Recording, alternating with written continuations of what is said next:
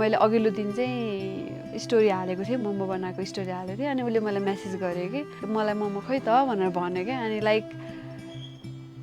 त्यो कसरी मेसेज आयो भन्ने नै एकछिन बिलिभ त भएन होइन, तर पनि म त्यो मेसेज रिप्लाई गर्न छोडेर आई लिटरली हुन्छ नि, म यसरी मेसेज हेरेँ अनि त्यसपछि मैले त्यो मेसेज मोबाइल लिएँ यसरी हातमा राखेँ कि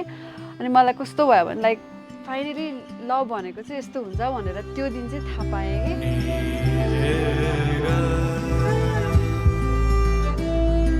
हाम्रो रिलेसन चाहिँ कसरी स्टार्ट भयो भने म चाहिँ अस्ट्रेलिया अप्लाई गर्दै थिएँ, त्यसको लागि चाहिँ मैले जर्नी टु अस्ट्रेलियामा पोस्ट हालेको थिएँ अनि एउटा साथीले चाहिँ उसको नाम चाहिँ मेन्सन गरेर यो साथी चाहिँ यो कलेजमा पढ्छ भनेर भन्यो। अनि त्यसपछि मैले उसलाई फ्रेन्ड रिक्वेस्ट पठाएँ, पहिला सुरु फ्रेन्ड रिक्वेस्ट पठाएको 7 डेज पछि मात्र रिप्लाई गर्यो अनि त्यहाँबाट बोल्न थाल्यौँ। अनि त्यसपछि एभ्री डे चाहिँ उसले मलाई चाहिँ यहाँको 7-8 बजी चाहिँ ठ्याक्क म तरकारी काट्ने बेलामा चाहिँ उसले मलाई फोन गर्थ्यो। लाइक मेरो चाहिँ 30 डेजमा भिजा आएको हो अनि टिल 30 डेज चाहिँ एभ्री सिङ्गल डे चाहिँ मलाई 7-8 बजी उसको फोन आउँथ्यो अनि म एभ्री डे नै म तरकारी काटिरहेर आएको हुन्थेँ क्या। So this is one of the funny thing होइन।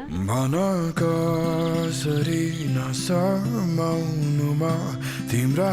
हात यही नै छन् जब मेरा हात तिम्रैतिर तैरिन्छन्। त्यसपछि त्यहाँबाट बोल्न थाल्यो अनि उसले प्रपोज गर्यो मलाई होइन, ल अब यसरी बोलौँ भन्ने टाइपको भयो अनि म पनि बोल्दै गएँ। तर मलाई चाहिँ कस्तो हुन्थ्यो भने त्यस्तो अब मलाई त्यति धेरै हेल्प गरेको मान्छे होइन, मलाई बोयफ्रेन्ड बनाएँ भने त म आई कुड लुज यु होइन, तर मैले चाहिँ कस्तो रिक्वेस्ट गरेँ भने न म चाहिँ तिमीलाई बेस्ट फ्रेन्ड बनाउँछु होइन, त्यो भयो भने त मैले तिमीलाई लुज गर्दिनँ नि त, बेस्ट फ्रेन्ड त फरेभर हुन्छ नि त।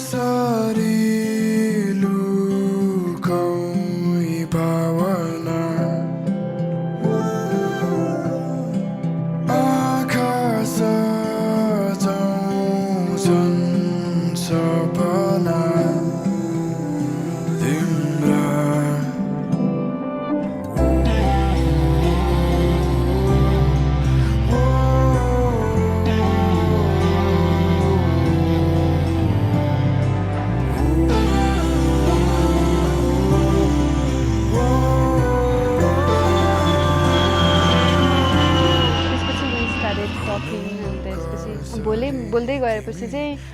4 to 6 मन्थ पछि चाहिँ लाइक हुन्छ नि अलिक हाम्रो रिलेसन राम्रो भएन कि। त्यो बिट्विन 6 मन्थको टाइममा चाहिँ मैले धेरैचोटि उसलाई ब्लक अनब्लक हुन्छ नि, फेसबुकबाट चाहिँ ब्लक गर्थेँ अनि जिमेलबाट चाहिँ मेसेज पठाउँथेँ क्या म। अब त्यो त्यतिखेर त उसलाई उसको मलाई हुन्छ नि बोली पनि त्यो बोली सुन्नलाई पनि मलाई त्यस्तो हुन्थ्यो क्या, मलाई जस्ट देख्न पाए हुन्थ्यो, बोली सुन्न पाए हुन्थ्यो क्या। सो भनेको जस्तो भएन, सायद मैले नबुझे पनि होला, सायद ऊबाट पनि केही कमी भएको थियो होला। अनि त्यसपछि 6 मन्थ पछि चाहिँ हाम्रो जस्ट ब्रेकअप भयो।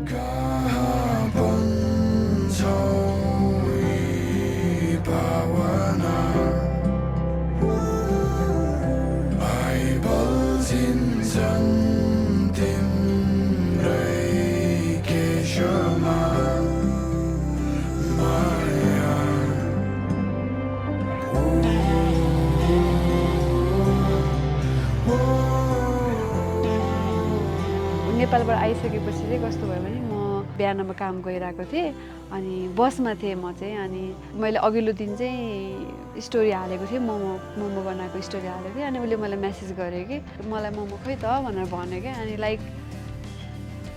त्यो कसरी मेसेज आयो भन्ने नै एकछिन बिलिभ त भएन होइन, तर पनि म त्यो मेसेज रिप्लाई गर्न छोडेर आई लिटरली हुन्छ नि, म यसरी मेसेज हेरेँ अनि त्यसपछि मैले त्यो मेसेज मोबाइल लिएँ यसरी हातमा राखेँ कि अनि मलाई कस्तो भयो भने लाइक फाइनली लभ भनेको चाहिँ यस्तो हुन्छ भनेर त्यो दिन चाहिँ थाहा पाएँ कि। अनि उसले चाहिँ मलाई हाम्रो डेट हुनुभन्दा अगाडि चाहिँ कस्तो भनेको थियो भने म चाहिँ म्यारिड हो होइन, मैले चाहिँ बिहा गरेर आएको छु, यदि तिमी सेकेन्ड वाइफ हुन्छौ भने तिम्रो इच्छा भन्यो क्या। अनि मैले चाहिँ I'm ready to be your second wife भनेर भने क्या उसलाई होइन। कसरी नगाउनु र म तिम्रो लागि नै छौ जब मेरा बोली तिम्रै लागि गुन्जिन्छन्।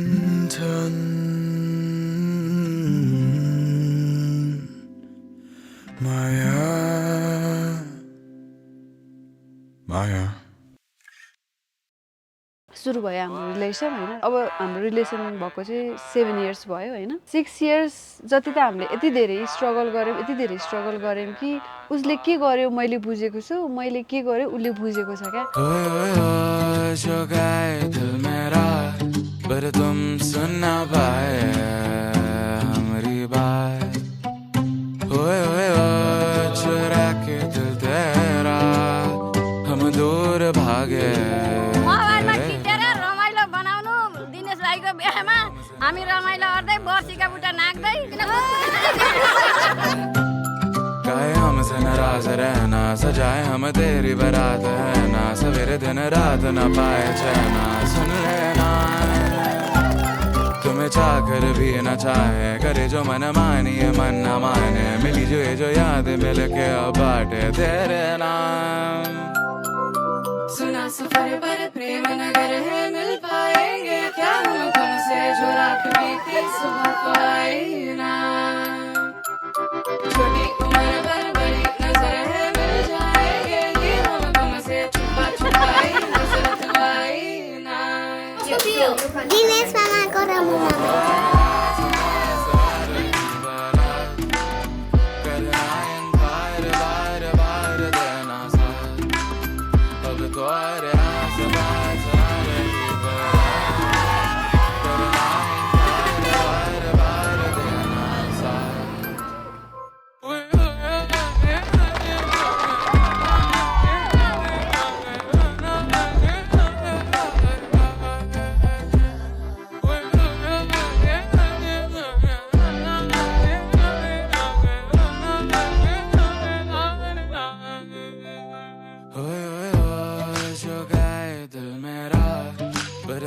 सुन ना पाए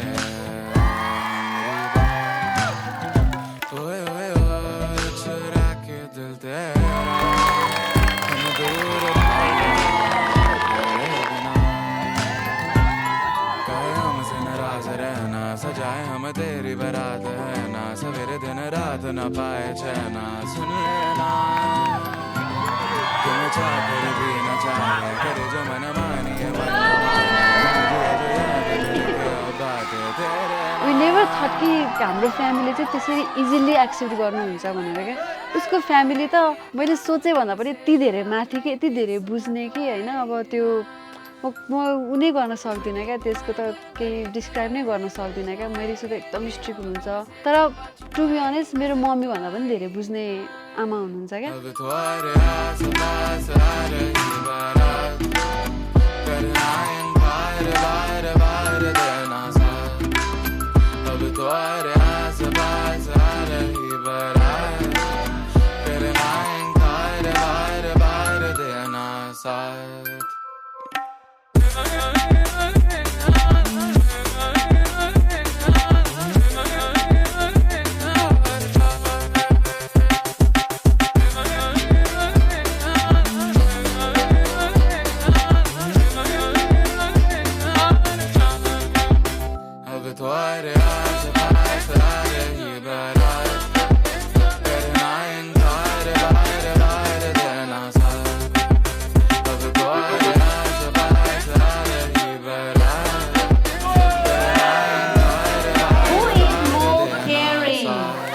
बाँकी जीवन चाहिँ म तिमीसँगै बिताउन चाहन्छु so I want to be your forever so I love you